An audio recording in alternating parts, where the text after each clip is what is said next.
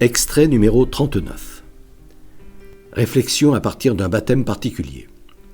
Les actes des apôtres nous apprennent comment Dieu, après qu'il ait signifié à Pierre, dans une vision, qu'il ne faut qualifier aucun homme de souillé ou d'impur, lui permit en conséquence de baptiser au nom de Jésus Sauveur les premiers païens qui s'étaient réunis à Césarée chez un centurion romain. Ordre de baptiser qu'il donna après avoir annoncé aux païens la bonne nouvelle de la paix annoncée par Jésus Sauveur, leur avoir appris comment Jésus, en conséquence de ce qu'il avait prêché, était mort suspendu au gibet, comment Dieu l'avait ressuscité d'entre les morts le troisième jour et, après sa résurrection, avait donné à ceux qu'il avait choisis auparavant et qui en étaient témoins de manger et de boire avec le ressuscité, en vertu de quoi eux attestaient que Jésus est bien celui que Dieu a établi pour juger les vivants et les morts. Ordre qu'il donna de baptiser au nom de Jésus, après qu'il ait observé que tous ceux qui l'écoutaient avaient reçu l'Esprit Saint, car ces derniers s'étaient en effet mis à parler en langue et à magnifier Dieu, c'est-à-dire, selon ma façon de lire, en leur faisant retrouver leur conscience saine, d'origine, et donc la faculté de comprendre comme il faut ce qu'ils entendaient. Pierre avait réveillé en eux la foi universelle qui y sommeillait, en sorte qu'ils s'étaient mis à louer Dieu à haute voix et à le remercier de toute leur force, chacun à sa manière. Ordre de baptiser que Pierre donna donc sans chercher midi à 14 heures, parce que, comme lui-même et ceux qui l'avaient accompagné à Césarée, les païens auxquels il venait de prêcher la bonne nouvelle de la paix avaient conservé, sinon retrouvé, leur âme d'enfant. Ce qui me rappelle 3 événements que j'ai vécus. Le premier eut lieu lors de la prise d'habit d'une religieuse.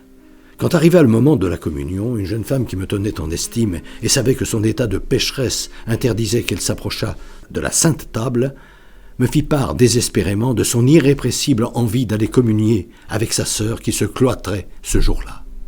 Bien que n'étant investi d'aucun pouvoir, il va de soi que je n'eus pas longtemps à réfléchir pour l'encourager à participer à cet exceptionnel moment de fraternité. Le second se passa lors d'une messe célébrée au cours d'une réunion interreligieuse. Au moment de la communion, je vis de même s'avancer un musulman, que je savais très pratiquant, vers le célébrant, lequel, parce qu'il était son ami, sans hésiter non plus, lui donna la communion. Le troisième est moins réjouissant.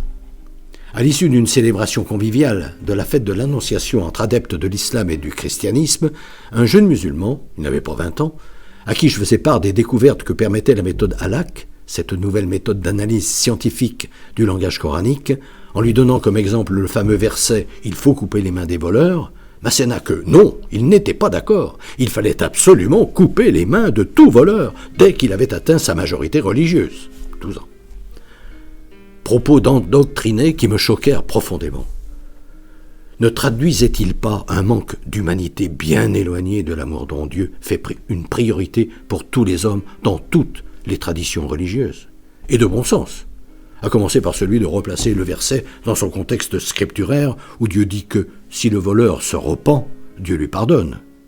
Miséricorde dont je ne vois pas bien ce qu'elle peut signifier une fois que l'on m'a amputé.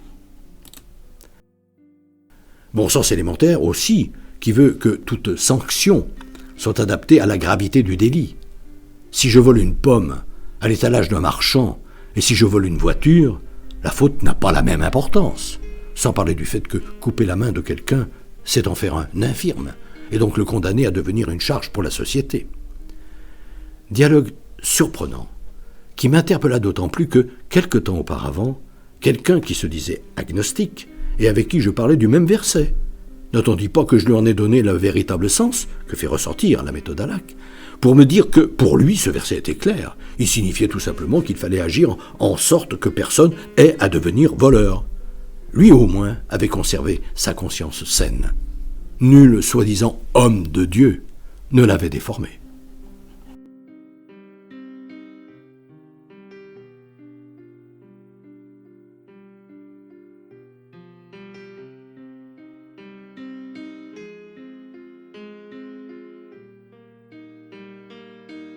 Depuis des années, environ une fois par mois, j'envoie une lettre d'information spirituelle à tout mon carnet d'adresses. Le thème du moment est, depuis janvier 2019, « Être chrétien, ça veut dire quoi ?»